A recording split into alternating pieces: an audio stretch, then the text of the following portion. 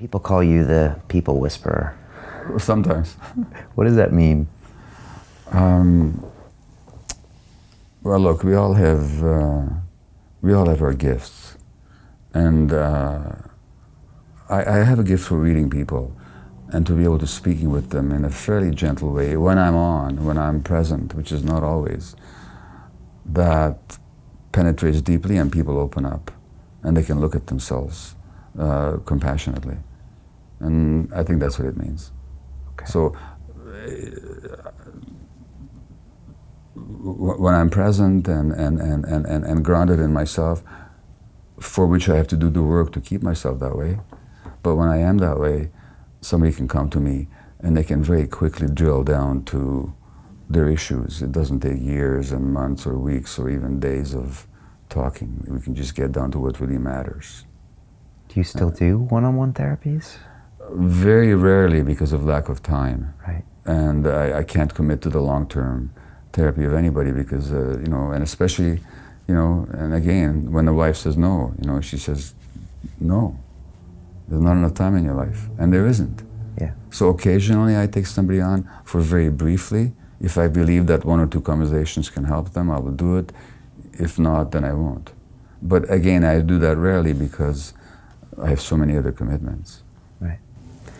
Let's talk a bit about heroin because, I've had guests in here and they see me in my suit and all that stuff, and at the end I'm like, oh, I just did a movie called Iron Mind that talked about my heroin overdose, and like they're visibly shocked. And so it's a funny drug that has all sorts of baggage that come along with it. And when I started talking about my addiction and use, people don't know how to fit it into who I am now or even my background or my career. Mm-hmm. You spent a lot of time in Vancouver with drug addicts and with heroin, and now we see this kind of opioid crisis in America and these highly concentrated forms like fentanyl, and then not to mention the pharmaceutical versions before that, the pill versions that kind of got people sometimes as a gateway to the heroin drugs. And I don't know, just wondered if you had some thoughts on opiates, opiate addiction, and I don't know, people's reaction to something like this. Well, so in my book, In the Realm of Hungry Ghosts, I look at what do the opiates actually do,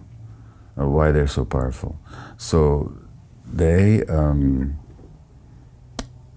function in an internal brain system that we already have, which is the endorphin system. And endorphins are our natural, internally occurring opiates. And they have three major functions in life. And those major functions is precisely what the heroin does for people. The first function is pain relief. So the opiates provide pain relief. They're the most powerful pain relievers that we have, not just physically, but emotionally as well. So pain relief, very important to people.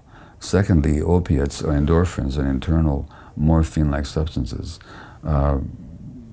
facilitate the experience of pleasure and reward. So without opiate activity, we have no joy, no elation. And thirdly, they facilitate love.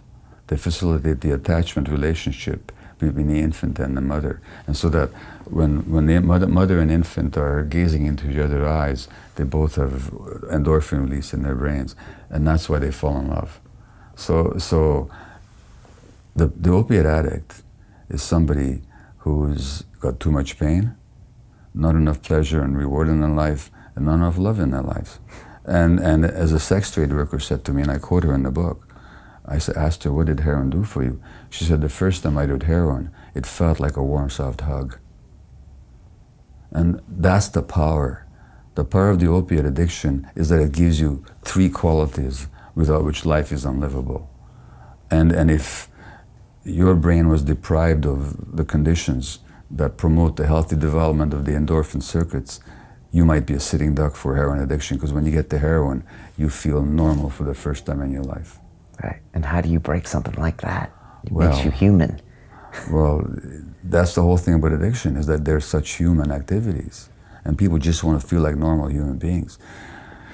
Well, how do you break it? Well, again, you get your powerlessness, you get the negative impact, and you get help to find love and pain relief and connection in your life without the use of heroin.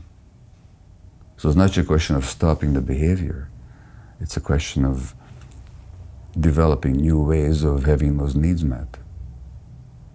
That's the treatment. And that happens over time. It takes a lot of patience, it takes a lot of love, a lot of support, and unfortunately our treatment system deprives people of those qualities rather than provides them.